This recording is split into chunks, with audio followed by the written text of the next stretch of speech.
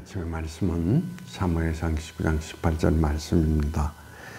다윗이 도피하여 라마로 가서 사무엘에게로 나아가서 사울이 자기에게 행한 일을 다 전하였고 다윗과 사무엘이 나요스로 가서 살았더라.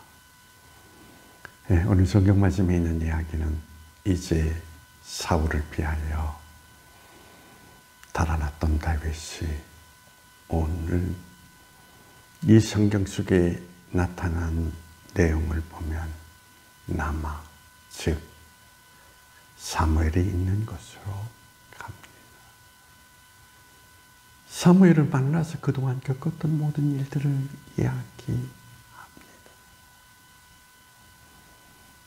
그러나 사울이 다윗을 죽이려고 하는 근본적인 문제는 해결하지 못한다.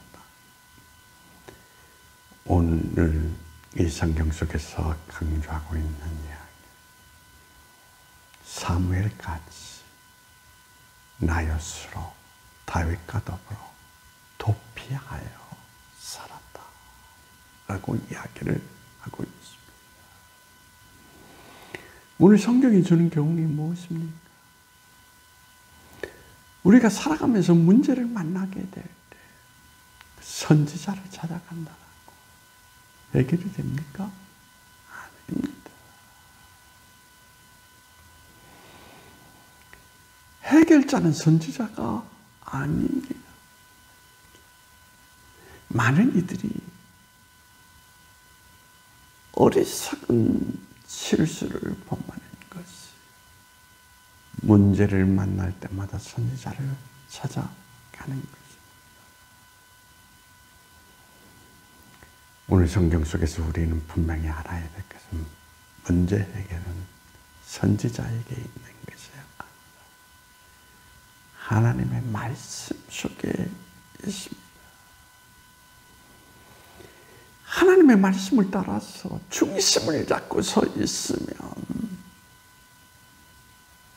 그 말씀 속에서 하나님께서 그 인생을 인도하시는 여정을 통하여서 그를 구원에 이르게 합니다. 즉 구원은 하나님이 이루시는 것입니다. 많은 신앙인들이 오류를 범하고 있는 것이 바로 이것입니다. 하나님의 말씀은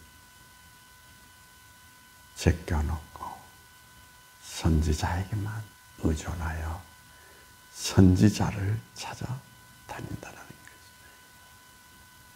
참 어리석은 일입니다. 성경은 분명히 이야기하고 있습니다. 그 당대에 가장 크게 들었었던 사무엘로 문제 해결을 할 수 없었다. 그래서 그도 두려움 가운데 나요스로 도피했다라는 이야기인 거예요. 문제 해결은 결국 하나님께 있습니다. 그러므로 신앙의 자리 가운데 가장 중요한 것은 하나님의 말씀 가운데 서는 것입니다. 하나님의 말씀 가운데 서서 중심을 잃지 아니하면 말씀이 육신이 되시고 역설적으로 이야기하면 말씀 속에 살아계신 하나님께서 우리의 모든 삶의 문제를 해결하여 주신다라는 것을 오늘 이 성경은 우리에게 말해주고 있습니다. 오늘 여러분은 이 말씀을 잘 되새기면서 삶의 어려움이 있을 때마다 선지자만 찾는 어리석은 오류를 범하지 마십시오.